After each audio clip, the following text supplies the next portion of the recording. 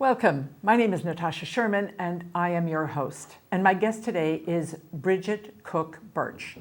She is a New York Times best-selling author, speaker, and activist. Welcome, Bridget. Thank you, Natasha. I'm delighted to be here. And we're talking to you from Utah, yes? Yes, Yeah. beautiful sunny Utah, lots of warm weather. Yes, well, we've got the same, so we don't have to be jealous. So you are the best-selling author of a number of books, and they're all very compelling stories. So one of them is The Witness Wore Red, and this is the 19th wife who brought polygamous cult leaders to justice. Another is Shattered Silence, the untold story of a serial killer's daughter. Skinhead Confessions, From Hate to Hope.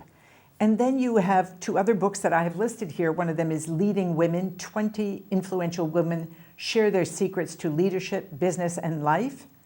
And Living Proof, Celebrating the Gifts That Come Wrapped in Sandpaper.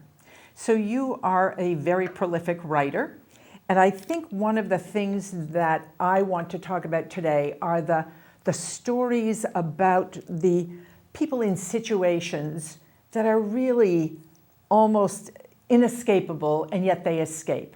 So let's start a little bit with The Witness Wore Red. So you are the person who became the voice for their story, yes? Somewhat. I mean, she already has an incredible voice, but I listened and then was able to put her voice to paper. So yes. And tell us just a little bit about her story. Oh, very compelling. She happens to be one of the most beautiful, courageous, and powerful women I've ever met. So she grew up in a box. She grew up in a fundamentalist Mormon culture. It was part of the FLDS, the Fundamentalist Church of Jesus Christ of Latter-day Saints. And so their beliefs went way back to the time of Joseph Smith, but also were misaligned and controlled and manipulated by leaders of the church. And so she grew up, was raised, she said she drank the Kool-Aid. You know, she believed that whatever she had to do to survive this life might grant her life hereafter with her Heavenly Father. And so the women are taught to keep sweet.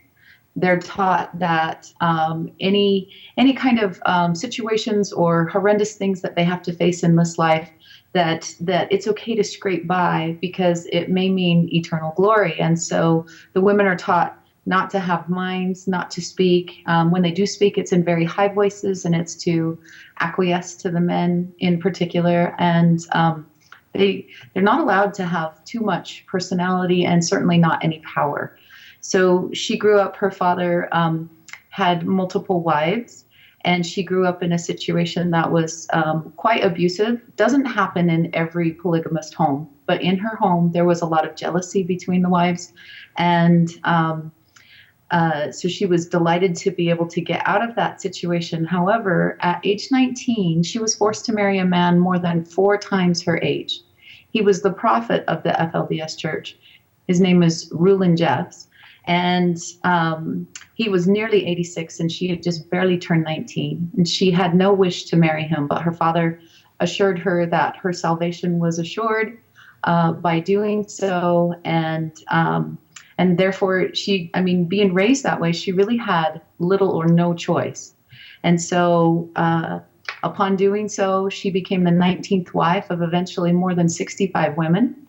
And as time went on, her husband had some strokes, and he became quite ill and eventually died. And his son, Warren Jeffs, who you may have heard of, Warren became the prophet. He structured himself and manipulated his way in to become the prophet.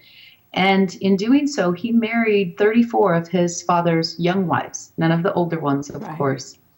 And that's when she decided that she would escape, because he told her, he said, I will break you and I will train you to be a good wife. And at that point, long dresses and underwear and everything, she escaped past the guards and the cameras and up over The Wall to New Freedom. Wow. The only problem was is she still had three little sisters that were destined to become child brides. One was forced at age 14 to marry their first cousin, and she was very worried about the other two. So when her mother and two littlest sisters disappeared, she formed a tentative relationship with law enforcement in Texas. And when the raid happened, they asked if she would come down and help them a couple days into the raid, because the law enforcement, the Texas Rangers and the sheriff, they couldn't decipher the language and the cultural beliefs of the people. They were speaking the same language, and yet they weren't. So they asked her to come down. And she was the only civilian to go into the temple. And that's where she saw what Warren had done to these little girls as young as 12 in the name of God behind the closed door of the temple. And she said, no one stood up for me when I was in that situation. And it was at that time she decided to be the face of the faceless and the voice of the voiceless. And she ended up testifying over 20 times on behalf of those little girls. Wow. It's just, as you describe it, it's riveting because it's so unimaginable. And yet you can understand it. We all grew up in families and bought into our family culture, but then we had extended, community and school and everything else. But your family is where you kind of have the strongest beliefs and attachment to your beliefs. And Right. Here she is in a family, extended community world, period, as you say, in a box.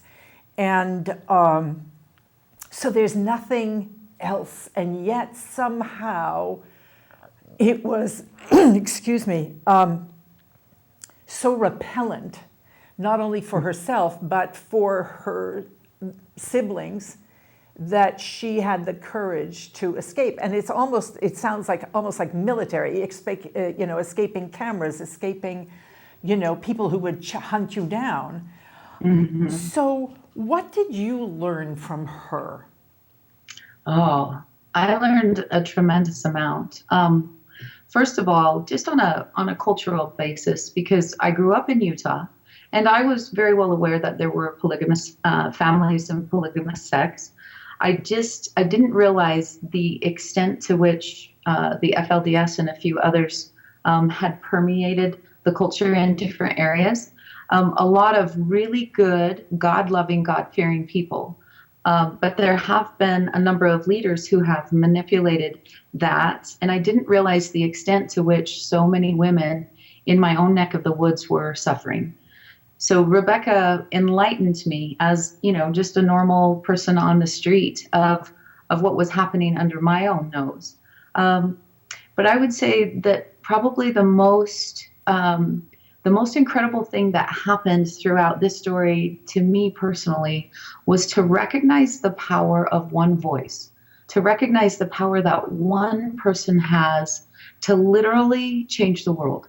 When we stand up for justice and against injustice, when we come to the aid of others less fortunate, there is a great power and a great ripple in that. And she actually inspired me in a roundabout way to own my voice more. I became an activist because of the information that I learned about human trafficking, and it had brought more information that I already knew about women and sexual violence and certain things that were taking place in our culture, but also that I had the power to do something about it, and that women, when they come together, are especially powerful. And it doesn't mean you have to be a beat down the door feminist. Right. It simply means that the standing up for basic human rights and the respect and dignity of a woman and a man and a child. And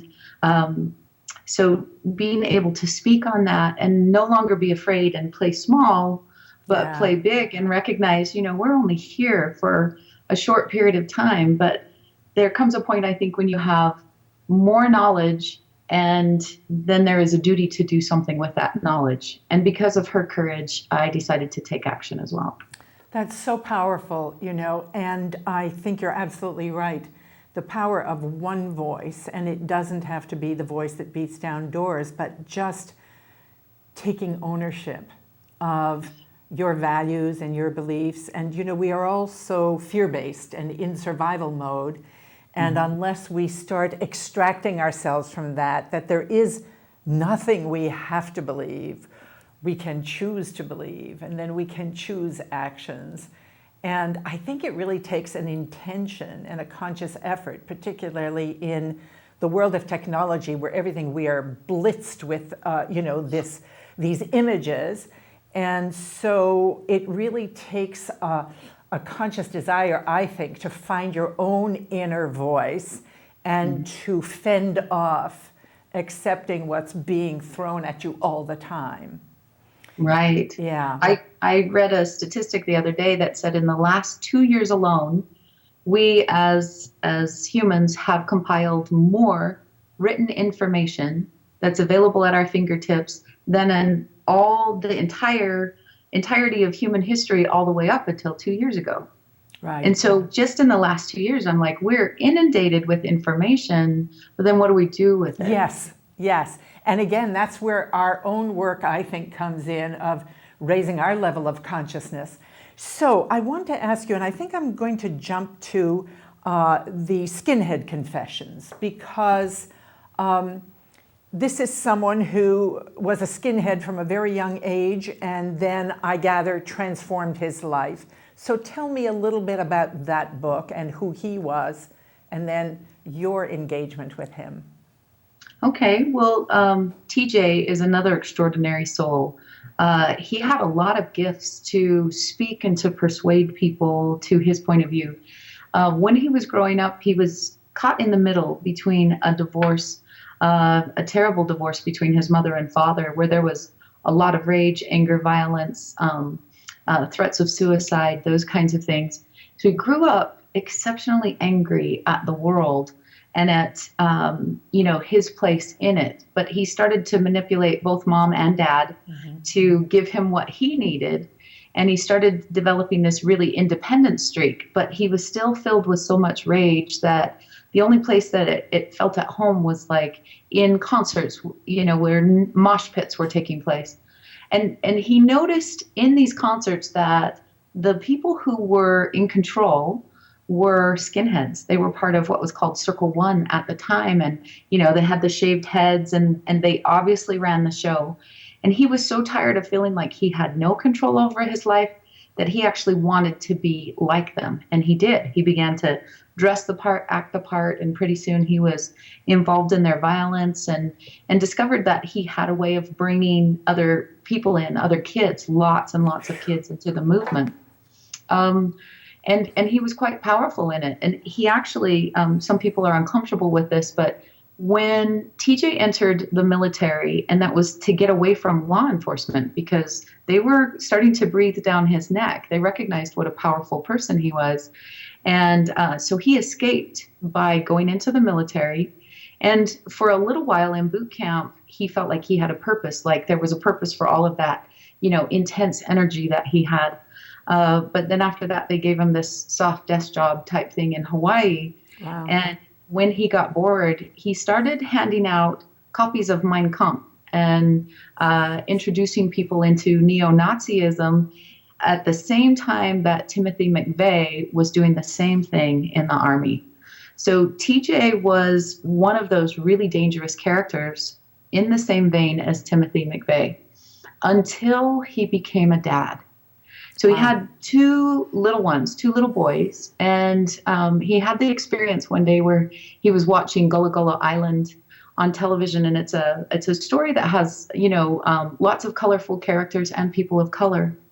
And his older boy came in and he switched it off, and he's saying, Dad, we don't watch shows with niggers on them. And TJ thought it was hilarious. This was the man who put swastikas above his baby's cribs and taught them the Zig Heil, and he thought it was great. And he put his feet up on the table, and he's laughing, and he goes, that's my son. That's my little skinhead. I wonder what he's going to be like when he gets to be my age. Then he put his feet back down on the floor, and he started thinking, and he's like, will my son even get to be my age?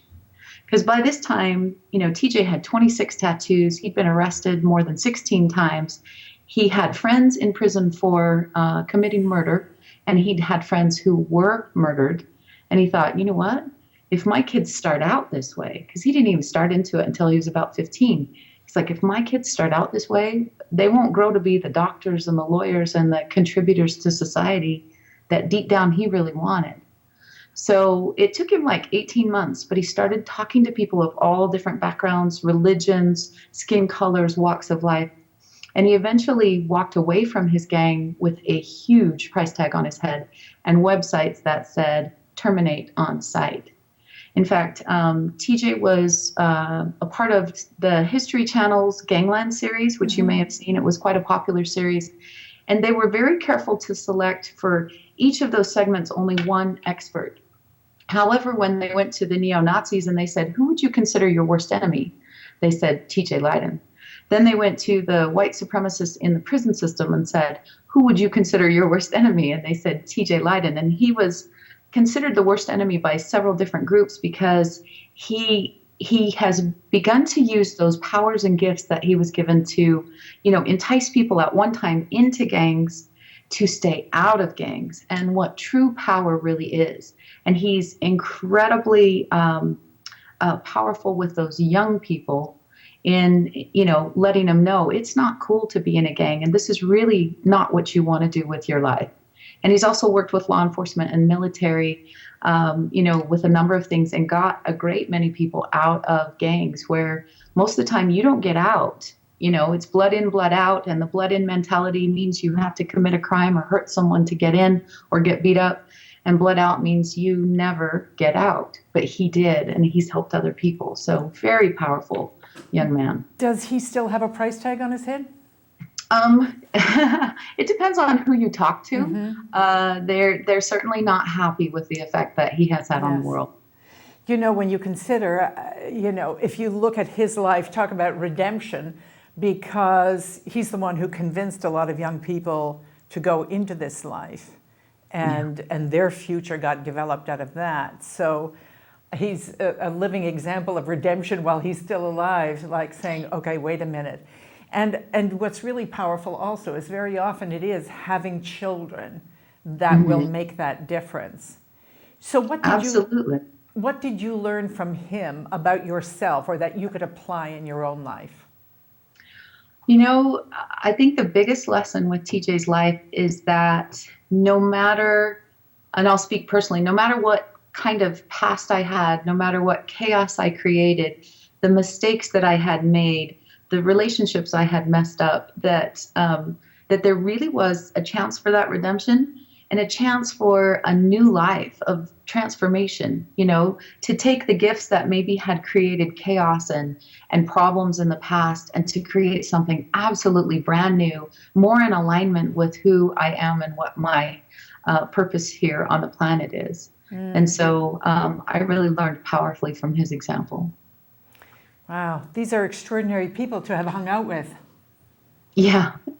And do you think, it just dawned on me, they clearly impacted you, and you don't get to hang out with people like this who have survived all of this and share their story and kind of, merge yourself and immerse yourself in their lives.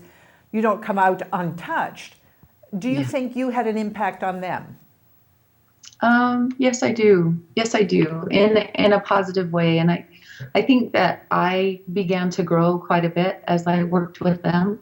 So I think every step along the way, I've been able to assist in stronger and more powerful ways.